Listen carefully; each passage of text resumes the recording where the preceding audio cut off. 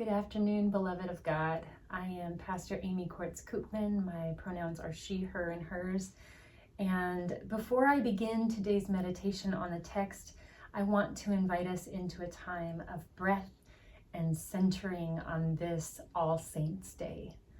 This is a day to remember the dead, to mourn their passing, and to give thanks for all their continued presence in our lives among the great cloud of witnesses who surround us and empower us to pursue lives of justice and mercy until the Lord calls us home.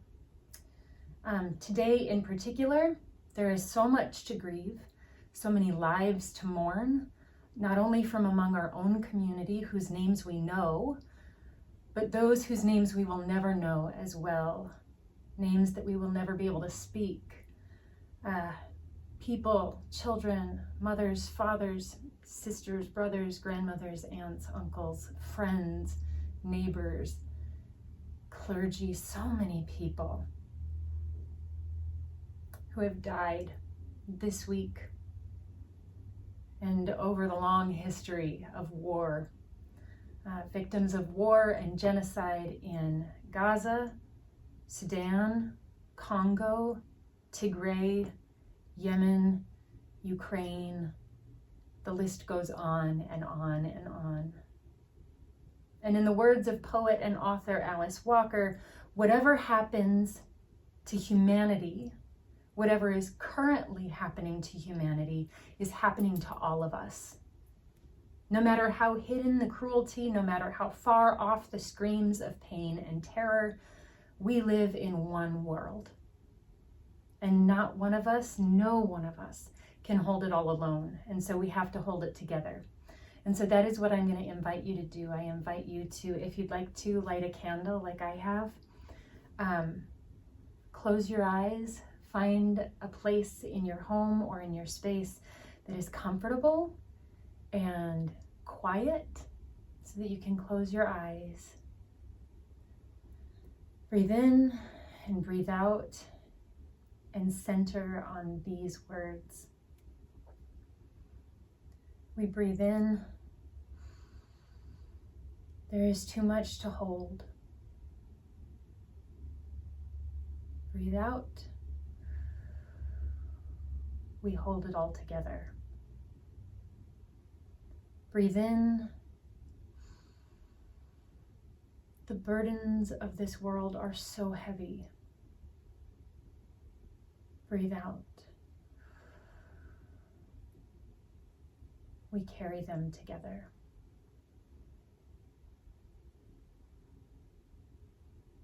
O God, make us peacemakers. Give us gentle and tender hearts, compassionate and wise. Give us hearts that will one thing, and that will being your kingdom on earth. Amen. So this will probably be short and sweet and to the point, because I will have a lot more to say about this on Sunday as we dig into the Beatitudes. But for today, what I want to offer up is a practice that has become a kind of grounding exercise for me when I am studying the Word and hunting for the ways that it connects to our lives right now. And so for this week, I've been digging into the Greek, into the interlinear Bible, the Greek text that shows exactly what each word in a Bible verse is in Greek, in the original Greek. And I am finding in Jesus's words in the original Greek, I'm finding how they can be heard in all their power, depth, and promise. And so this is what I'm holding today. It is an adaptation of the Beatitudes for a world that is in grief and war. Blessed, Jesus says, are the deeply destitute, whose breath is ragged, whose spirits are bent over and begging. For God's realm is theirs now in their need.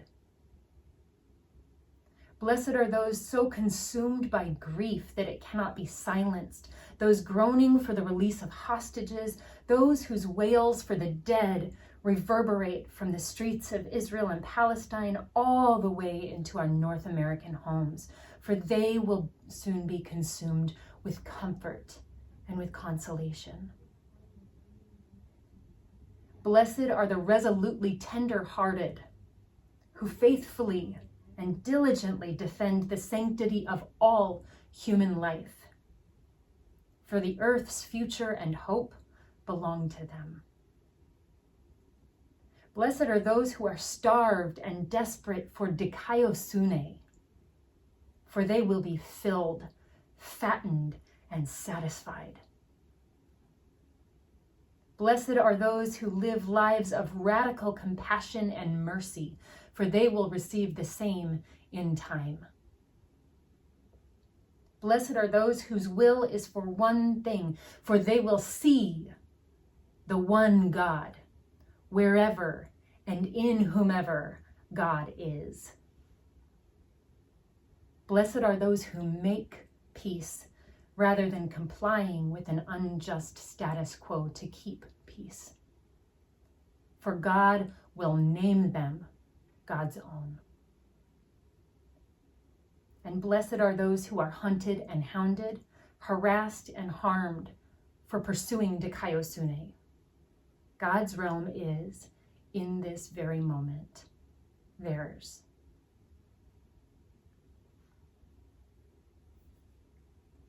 The last thing I'll say today is that maybe you noticed that twice I used this word, this Greek word, dikaiosune, and again, I will dig a lot deeper into it on Sunday, or maybe not a lot, I will dig a little bit more into it on Sunday. But the thing I want you to hear right now is that traditionally, this word dikaiosune has been translated as righteousness. And in the North American, very white, churchy context where we are so hyper individualistic and we tend to pursue our own spirituality and look for ways that we can be holy and righteous, quote unquote. For those of us who've been raised and grown up in this context, it's really important to remember that this word righteousness in Greek actually means justice and equity. And so when Jesus says, blessed are those who are persecuted for the sake of righteousness, what he is saying is that blessed are those who are hunted and hounded and persecuted for pursuing justice, for seeking justice, for demanding justice.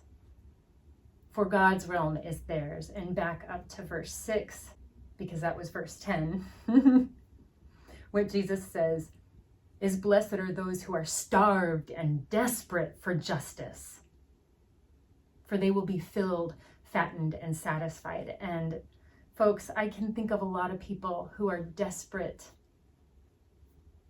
craving, needing, begging for justice right now, who feel like they will never see justice be done in their lifetimes.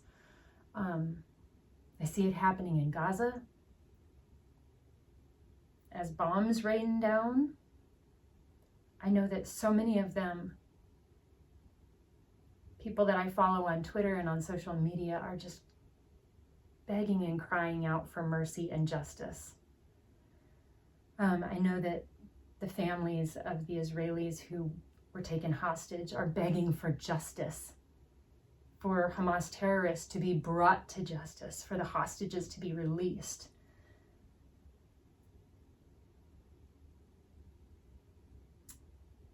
There's so much justice that this world needs, and there is so much justice that a lot of us will never see in our lifetimes. But blessed are those who hunger and thirst for it, because it will be ours in the realm of God.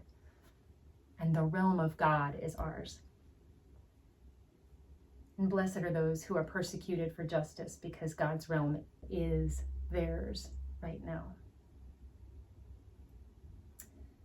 Again, we'll get into this a little bit more on Sunday, but for today, I hope that on this All Saints Day, you are blessed and filled with hope in the memory of those you've lost. I hope that you are comforted in the promise that they surround us in the great cloud of witnesses. And I pray that today you will find peace.